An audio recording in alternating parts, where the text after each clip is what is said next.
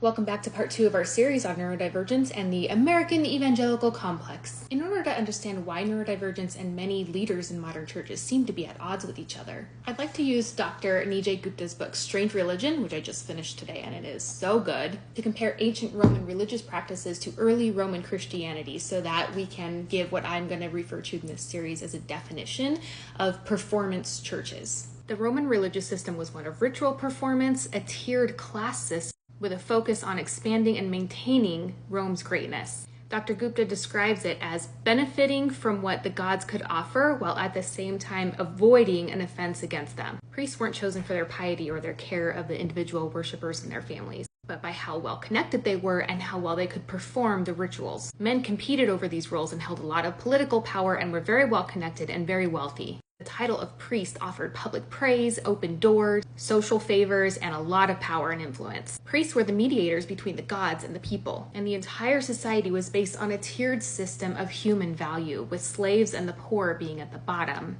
Then average families, then politicians and priests, then emperors, and then the gods. The Romans believed that careful adherence to this system was crucial to maintaining Rome's greatness. The nature of sacrifice in order to please the gods, in addition to the power and the corruption of the priests, created this pay-for-play religion where those who had the most to offer the system also got the most from it. So then Christianity comes on the scene, and how is it different? By contrast, the Christian religious system dismantled the performance-based structure by, first of all, having no gathering place and allowing connection for God to happen anytime and anywhere believers were gathered together. Church leaders and overseers were whomever opened up their home to allow believers to gather together and were encouraged by the apostles to act as humble servants in their leadership instead of seeking power and glory for themselves. Christians had this radical new social structure that said, everyone is equal now. Suddenly, even the wealthiest and the slave among them had the same value.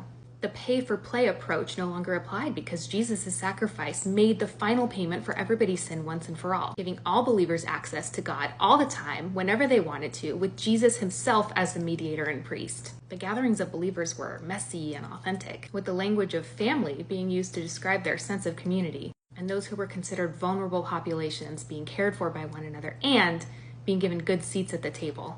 Now, this threatened the prominent religion of the culture because it went against their system, and their system was very important to them and had to be maintained at all cost. Are we noticing some similarities yet? Many of the features of ancient Roman religion that Christ followers dismantled have now been remantled back into a performance-based, pay-for-play religious system. And we see it all the time. Pastors and church leaders seeking growth and notoriety and fame, control, or trying to keep up with their other pastor friends, have created the system where only those in a certain place within the tier structure have a place at the table. Why is this system not compatible with neurodivergence?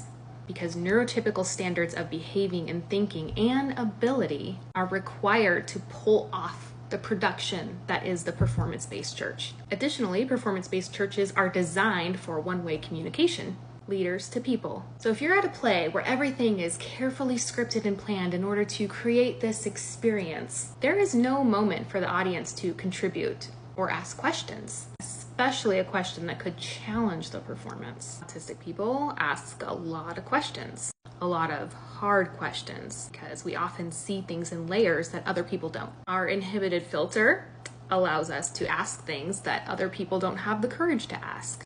And we don't mince words, which can make people feel uncomfortable. We're often told in response to this to be less combative, less annoying, less unsubmissive, and less curious. Performance churches also depend on a hive mentality. In order for the hive to operate smoothly, there must not be any dissonance or divergence. Neurodivergence can be cogs in the wheel of the machine that makes the whole performance possible. When leaders want everything to run perfectly in order to create this experience for people, the neurodivergent mind can sometimes be a threat to that experience. And what happens is it reduces neurodivergent people's value and contributions inside the church to butts and seats and tithe dollars. The Sunday morning experience can also be a sensory disaster for neurodivergent people. The crowded gathering spaces, the concert atmosphere, loud music, and most of all, the push to engage in small talk or touching is sometimes enough to just keep neurodivergent people home.